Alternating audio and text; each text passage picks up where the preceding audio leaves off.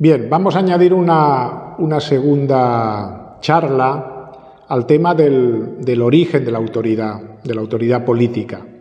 Vimos los fundamentos, vimos cuál es el origen de la autoridad política, refutamos la doctrina liberal. Algunos de vosotros me habéis dicho pues, la posibilidad de comentar un poco el tema de las formas de gobierno, tema en el que no entra el sílabus, pero que nos puede ayudar un poco a profundizar y a ver que también ha habido en la enseñanza de la Iglesia una especie de evolución sobre el tema que no se nos pasa desapercibida.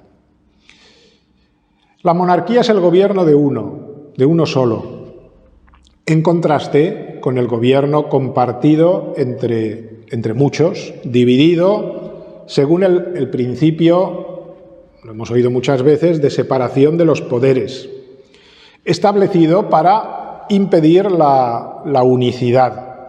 Montesquieu decía, hace falta que el poder detenga al poder, que el poder detenga al poder. De ahí esa pretendida separación de los poderes. La monarquía, por lo tanto, es un modo de ejercer el gobierno que encuentra diversas realizaciones analógicas, ¿no? Porque ese poder es también el poder del padre de familia, por decirlo así. Es el poder del patrón en su empresa, es el poder del maestro en sus clases, es el poder del papa, en esa monarquía que es la Iglesia católica. Toda monarquía en este mundo, por lo tanto, en la administración de este poder, reenvía como un reflejo a su fuente, que es el gobierno divino, lo que le da rostro, la paternidad divina, ¿no? Es decir, que todo poder nos remite, de alguna manera, al poder fuente, que es el poder de Dios, y que se administra de forma misericordiosa como Padre. Bien, esto hemos de tenerlo muy claro. Desde el punto de vista natural, el ejemplar de todo buen gobernante ha de ser el Dios providente.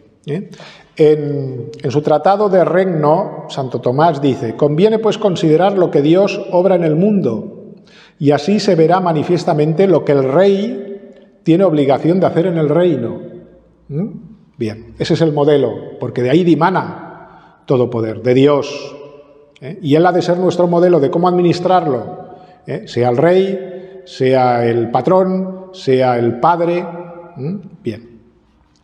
El libro tercero de la Suma contra Gentiles, del mismo Santo Tomás, dice, las cosas que son distintas por naturaleza, esto lo apuntamos el otro día también, si no se resuelven en la unidad por un ordenador, no pueden convenir en un solo orden, porque son diversas y a veces antagónicas, hace falta alguien que las ordene. Mas dentro de la universalidad de las cosas hay las que tienen naturalezas distintas y contrarias, conviniendo no obstante en un solo orden. Es preciso, pues, que haya un solo ordenador y gobernador universal, dice Santo Tomás. Bien. Ahora bien, el gobierno divino, esto que hemos meditado hace un momento, no es conocido solo por vía filosófica, sino también por la revelación, que precisa, de alguna manera, la naturaleza de ese gobierno. Es el gobierno de nuestro Padre Dios, que está en el cielo, y que nos ha revelado Jesucristo cómo es ese gobierno de Dios, de ese Dios providente, de ese Dios justo pero misericordioso, de ese Dios que es Padre, ¿no? Ahí se nos especifican los rasgos de cómo gobierna el Padre, de cómo debe gobernar el Rey. El monarca, en cuanto fuente única de gobierno, debe cuidar de todo como lo hace Dios en su providencia con su pueblo. El monarca debe actuar, por lo tanto, como un padre, porque tiene su función de padre, del padre, que es del que viene toda paternidad sobre la tierra. Es del padre del que viene la paternidad.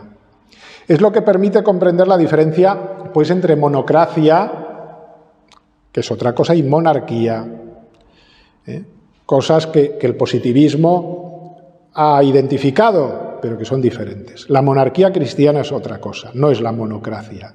El monarca cristiano aparece siempre como el padre de sus súbditos, y si no se comporta de esa manera, entonces es un tirano. Bien. Ambos elementos señalados, el de la providencia y el de la paternidad, tomados del gobierno de Dios, tiene que añadirse un tercer término, que es la autoridad. La autoridad. Y en esto vamos a seguir al padre Taparelli d'Azeglio, que escribió en el siglo XIX sobre el tema de la autoridad. Luigi Taparelli es muy conocido por sus tratados de derecho natural, traducidos también en castellano, donde dedica una parte muy importante, muy interesante al tema de la autoridad y la aborda con la intención de salir al paso de la teoría liberal nacida de la Ilustración. La argumentación que hace Taparelli empieza con la afirmación de la diversidad que existe entre los hombres, lo que decíamos antes, dotados desigualmente de inteligencia, de libertad, lo que lleva a la consecuencia de que la unidad espontánea, completa, tiene a veces un carácter excepcional, pero no es fácil llegar a esta confluencia de las voluntades de los hombres. Puede ser un momento feliz, pero siempre efímero, siendo la regla común esto que dice él, quod capita tot sententiae, tantas cabezas, tantas sentencias. Taparelli pone así en evidencia las causas de la imposibilidad de llegar a una unidad de esos grupos humanos. Se sigue de aquí, dice, que o las operaciones han de ser tan varias como los juicios, o conviene que haya un juicio con el que los demás se conformen, si se pretende reducir los juicios a la unidad. En los brutos no sucede así. En la determinación del día y del medio, ellos no tienen esa unidad espontánea de la naturaleza, sino que deben conseguirla mediante la dirección de una inteligencia ordenadora que tenga fuerza de unirlos. Y este elemento, precisamente, esta fuerza de mover con la razón, la voluntad para unir muchos individuos en una misma operación social, es la que nosotros llamamos autoridad. Bien, esto es la autoridad, la capacidad de conseguir esta unidad tan difícil, no solo entre los brutos, sino entre el hombre herido por el pecado original. Tenemos así la tercera razón que justifica un principio único de autoridad, de gobierno, que es pues esta autoridad que es capaz de crear la unidad. Hablemos de la pluralidad de las formas de gobierno. Santo Tomás, en De Regno, pone el gobierno de uno como el mejor en sí. Lo hemos visto por estas características también que acabamos de apuntar. Pero sabe que a veces el gobierno de uno, dice Santo Tomás, también puede degenerar en tiranía, aunque considera él que la tiranía de uno solo, es menos tremenda o catastrófica que la tiranía de varios, porque eso crea la guerra civil. La conclusión de Santo Tomás no es que exista una única forma posible de gobierno, la monarquía, sino que hay una forma mejor, que es esta, en función de su capacidad para producir, lo que decíamos antes, la unidad social debido a su propia unicidad. De Santo Tomás retenemos, pues, que el régimen monárquico es el más deseable porque permite la realización más avanzada de la esencia del gobierno humano, que es la unidad. Sin embargo, él afirma, no siempre es posible, exigir en una comunidad la docilidad necesaria para aceptar lo mejor. Y la prudencia, en algunos casos, dice, puede justificar, en tiempos y lugares concretos, diversas soluciones imperfectas. Esto es lo que enseñaba Santo Tomás respecto a las formas de gobierno. Pero ahora vamos a ver cómo hay una evolución también en la enseñanza de la Iglesia en eso, que deberá ser juzgada también con los tiempos. Fue durante el pontificado de León XIII que empezó a abordarse la cuestión del modo monárquico de gobernar. Ya sabemos que va a ser León XIII pues el que va a inspirar el ralliement en Francia, ¿no?, en tiempo de la República, con las consecuencias que tuvo, por decirlo así, para el partido católico, que fue casi su total desaparición, ¿no? Pretendiendo que se admitiese pues, esa forma de gobierno, la República Francesa, que los católicos colaborasen con ella, entrasen en ese juego democrático de la República. Bien. En Diuturnum Illud, que ya pues, hablamos de este documento tan importante en la clase anterior, documento de 1881, hace una distinción entre autoridad y sucesión. Cuidado. Esta puede producirse de muchas maneras.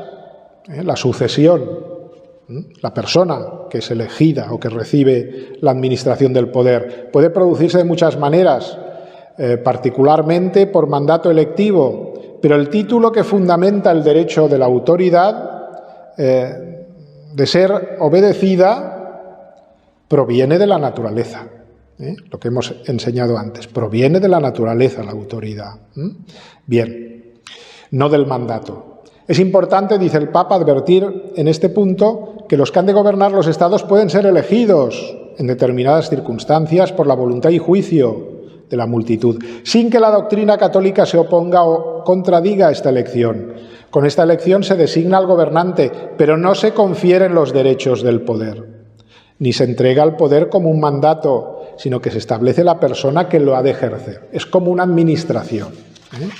Es decir, no es dueño del poder el que lo va a ejercer.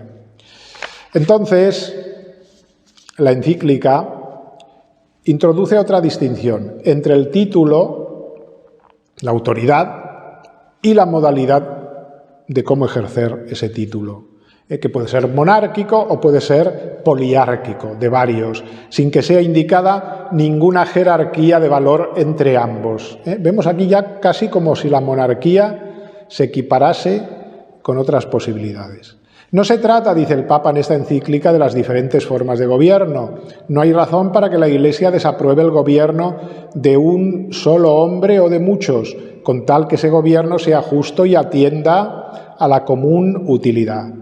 Por lo cual, salvada la justicia, no está prohibida a los pueblos la adopción de aquel sistema de gobierno que sea más apto y conveniente a su manera de ser o a las instituciones y costumbres de sus mayores. Se puede afirmar claramente pues, que después de León XIII el tema del gobierno monárquico o unitario queda como equiparado o de alguna manera a otras posibles formas de gobierno, cosa que en Santo Tomás quedaba bien claro, que el sistema monárquico era el más deseable. Se va a utilizar desde este momento, desde León XIII, constantemente, con algunas variantes, una fórmula para afirmar que la Iglesia proclama su neutralidad respecto de los regímenes políticos, con tal de que promocionen el bien común. Esta fórmula la hemos oído mucho, ¿no? Y se ha quedado a veces cristalizada en esto, ¿no? Así, por ejemplo, Pío XI, en otra encíclica, Dilectissima Nobis, de 1933, dirá, a propósito de la España republicana, todos saben que la Iglesia Católica, no estando bajo ningún respecto ligada a una forma de gobierno más que a otra, con tal que queden a salvo los derechos de Dios y de la conciencia cristiana, no encuentra dificultad en avenirse con las diversas instituciones, sean monárquicas o republicanas, aristocráticas o democráticas. Bien, esto que se dijo en la República. La Iglesia va a colaborar con la República siempre que ésta busque el bien común, respete la libertad religiosa. Sí, pero no fue así, lo sabemos muy bien. Bien, vemos que se está produciendo un proceso desde la visión de que la monarquía es la forma de gobierno deseable y buena, la más conveniente, hasta equipararla con otras posibles, y ahora vamos a ver un paso más. Es a través de esta especie de indiferentismo entre las formas de gobierno como se va a producir incluso una inversión. El ideal tipo ya no va a ser la monarquía, sino que poco a poco se nos va a decir que es la democracia. Fijaos, algo está pasando, ¿no? Esta se introduce discretamente, por ejemplo, en el radiomensaje de Pío XII ya, del 24 de diciembre de 1944. Una sana democracia, dice el Papa, fundada sobre los inmutables principios de la ley natural y de las verdades reveladas, será resueltamente contraria a aquella corrupción que atribuye a la legislación del Estado un poder sin freno ni límites y que hace también del régimen democrático, a pesar de las contrarias pero vanas apariencias, un puro y simple sistema de absolutismo. Avisa el Papa también. Bien, el absolutismo de Estado, que no debe ser confundido en cuanto tal con la monarquía absoluta, de la cual no se trata aquí, consiste de hecho en el erróneo principio de que la autoridad del Estado es ilimitada. De alguna manera el Papa pues da cartas de naturalidad a la democracia, pero le pone también límites claros, ¿no? Y nos habla de la posibilidad de un absolutismo estatista también. Juan 23, Pacem in Terris, 1963. Mantiene el Papa los límites tradicionales, pero al mismo tiempo se razona ya, parece que casi sin darse cuenta, dentro del pensamiento democrático, ¿no? Lo que de hecho pues va a parecer una contradicción. Dice así: no puede aceptarse la doctrina de quienes afirman que la voluntad de cada individuo o de ciertos grupos es la fuente primaria y única de donde brotan los derechos y deberes del ciudadano. Proviene la fuerza obligatoria de la Constitución política y nace finalmente el poder de los gobernantes del Estado para mandar. No, dice el Papa. Sin embargo, al lado de esta fórmula tradicional aparece esta otra del mismo Juan 23. Del hecho de que la autoridad proviene de Dios, no debe en modo alguno deducirse que los hombres no tengan derecho a elegir a los gobernantes de la nación, establecer la forma de gobierno y determinar los procedimientos y los límites en el ejercicio de la autoridad. De aquí que la doctrina que acabamos de exponer puede conciliarse con cualquier clase de gobierno auténticamente democrático, ya veis, ¿no? Afirma la doctrina tradicional, pero después no solo equipara la democracia a la monarquía, que había sido la idea tipo, sino que incluso casi la democracia empieza a tomar la delantera, como vamos a ver en documentos posteriores, como el Catecismo de la Iglesia Católica, que recupera el mismo principio indiferentista. Finalmente, un catecismo pues muy popular, como el Catecismo de la Juventud, el Yucat, es el más claro a la hora de demostrar el cambio que se ha producido. A la pregunta 441, ¿qué dice la Iglesia de la democracia? Yucat da esta respuesta: la Iglesia apoya la democracia porque entre los sistemas políticos es el que ofrece las mejores condiciones para que se realicen la igualdad ante la ley y los derechos humanos. Bien, ¿no es esto realmente lo que enseñaba Santo Tomás, ni lo que enseñó la doctrina de la Iglesia? Vemos aquí también una evolución. Nunca la doctrina ni de Santo Tomás ni de la Iglesia se negó a la posibilidad de otras clases de gobierno que la monarquía, pero sí siempre enseñó que la monarquía era la que respondía más, posiblemente, a la administración de un poder conforme al modelo del mismo Dios, que es la fuente de ese poder, y que se convierte en modelo del monarca a la hora de administrar como padre providente pues esa autoridad que recibe. Como se comprueba, el criterio del bien común aquí desaparece, ¿no? Aquí lo que se pretende en esta afirmación de Yucat es la igualdad ante la ley y los derechos humanos. No se habla ya ni del bien común, Con lo cual la cuestión del buen gobierno se ve colocada en el terreno de los derechos individuales simplemente. No tiene ya pertinencia la problemática o la finalidad que antes pues se ponía en primer lugar, que era la unidad deseable de la comunidad. Bien, vamos a la conclusión. La conclusión es la siguiente: la ideologización, de alguna manera, de la doctrina social de la Iglesia, comenzada comenzada en el ámbito de ese culto excesivo a la figura del Papa, a la función pontificia que se produjo desde el Concilio Vaticano I, favoreció la inversión que hoy vemos cómo nos presenta lo que antes se consideraba el peor de los regímenes, como si ahora fuera el mejor. Es decir, antes la democracia se consideraba una opción, pero una opción mala, por decirlo así, cuando la opción primera era la monarquía. Así lo enseñaba Santo Tomás, así lo enseñó la doctrina de la Iglesia durante mucho tiempo. Ahora de pronto la democracia pasa a un primer plano. La operación se ha desarrollado, como hemos visto, en 3 tiempos. Primero, hemos visto como en tiempos pretéritos y basándose en las enseñanzas de Santo Tomás, la monarquía era preferida ampliamente porque es in se la mejor forma de gobierno.